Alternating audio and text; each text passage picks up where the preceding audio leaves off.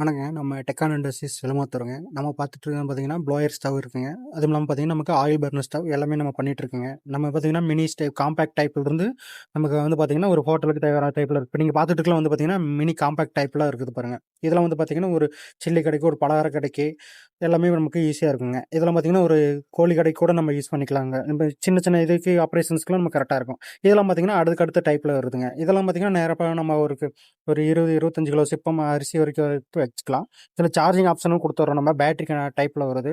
பார்த்தீங்கன்னா, உங்களுக்கு சைட்ல பேட்டரி ஆப்ஷன் இருக்கும் பாருங்க. இதிலே உங்களுக்கு சார்ஜ் போட்டு இருக்கும். சார்ஜ் போட்டு நம்ம யூஸ் பண்ணிக்கலாம். இது வந்து பார்த்தீங்கன்னா, ஆயில் ஸ்டவ். ஆயில் ஸ்டவ் வந்து பார்த்தீங்கன்னா, உங்களுக்கு வேஸ்ட் ஆயில்ல வர அடுப்பு. வேஸ்ட் ஆயில் அடுப்புக்கும் அதே நம்ம சார்ஜிங் டைப்ல தான் குடுக்குறோம். பேட்டரி குடுத்துர்றாங்க. 1லிருந்து 6 ஸ்பீட் கண்ட்ரோல் குடுத்துர்றாங்க. இப்ப ஆன் ஆஃப் ஸ்விட்ச் இருக்குங்க. உங்களுக்கு ஸ்பீட் கண்ட்ரோல் இதிலேயே வந்துருங்க. இதிலேயே அடுத்த டைப் இருக்கு. அதாவது உங்களுக்கு ஆயில் அடுப்புல 2 டைப் இருக்குங்க நமக்கு. 6 இன்ச்சில ஒண்ணு, இது 8 இன்ச்சில ஒண்ணு. இது வந்து 8 இன்ச் டைப் வருதுங்க.